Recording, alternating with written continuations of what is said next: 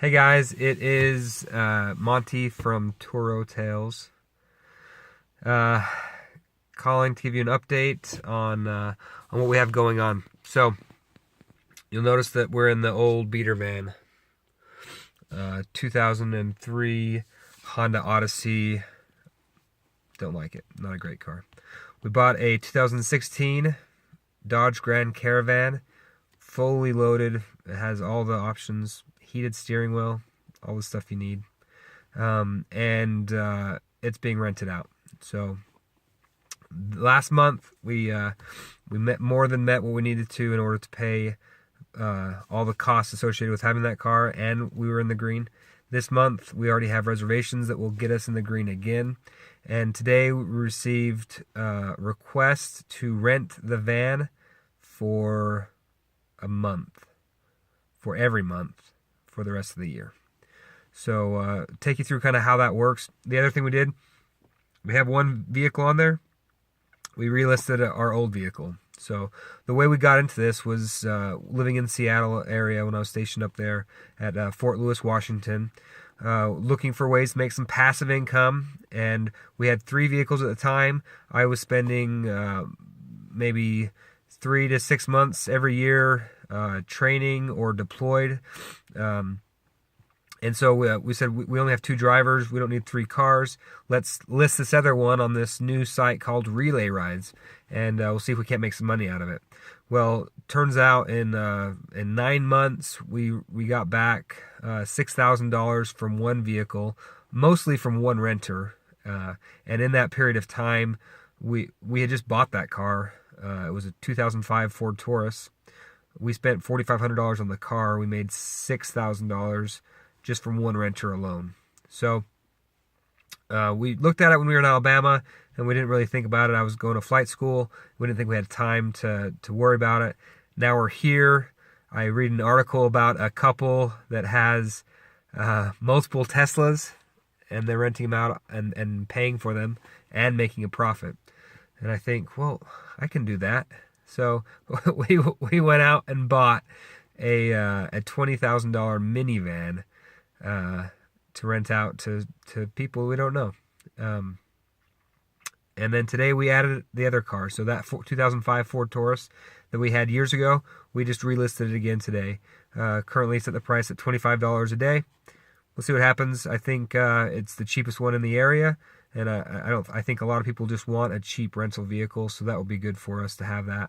And if it doesn't rent out, I don't care, because it's paid for. It's paid for and made us money in the past. So there's no risk at all. If you're someone watching and you have 2 cars and only 1 driver, or you have more vehicles than you have drivers, there's no risk associated to putting one or both of them, 2 of them on the market on Turo, because worst case scenario, you can always decline, right? You always have that ability to say, you know what, this time isn't going to work for me. The person, I don't think they look trustworthy. I mean, they vet them pretty good, but you have that freedom to choose. You can even say, I only want to rent it out if it's going to be worth my time, so I'm only going to rent to people for 5 days or more, or 2 weeks or more. You can set all those guidelines for yourself.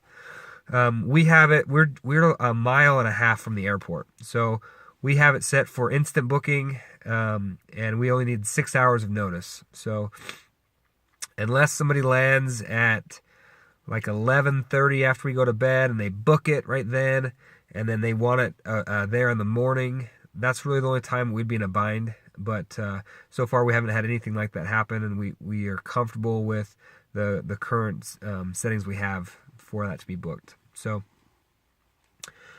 we listed the other car today, and we had this other gentleman want to rent the car for longer. So we'll talk about the monthly rental.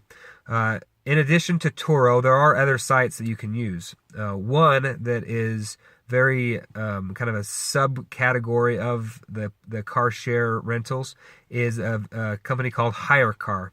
I've never used them. I don't know anything about them. Other than they are used primarily for people who want to drive for Uber or Lyft. So the general concept behind that is, hey, I need a job, or I want to make some extra income. My vehicle is either not good enough for Uber, or I don't want to drive my own car for Uber. So I'm going to drive somebody else's car for Uber and make money doing it. So this gentleman, he wants to pay us $1,000 a month for me to give him my car so he can go rent it on Uber. My total costs, everything, is just under $400 a month. So right there, excuse me, I'll be $600 plus a month if we do this. Now, there's some reasons we don't want to do it on this other platform. One, their coverage doesn't seem as good, and they don't have as robust a platform as Turo does. Turo, they have their experience. They're still refining it. They're still improving, and there's still improvements to be made. But they have a very good situation in place for owners. HireCar seems to still be kind of getting there. And the other big reason is just wear and tear, right? So I did the math. 200 miles a day is what he's allotted. Now, if he's coming close to that and he's wanting to rent my car for a year, right? He's going to be getting almost 100,000 miles in a year, right? If he drives 200, it's actually 250. If he drives 250 a day, that's a lot of mileage, a lot of wear and tear on a brand new vehicle. So I don't know that I want that necessarily, even though the money that would go along with it is good. So what we propose instead is to do a trial. So he's going to try it out for a week, and then we'll go from there. He wanted to try it out right now, but the van's gone, so he can't.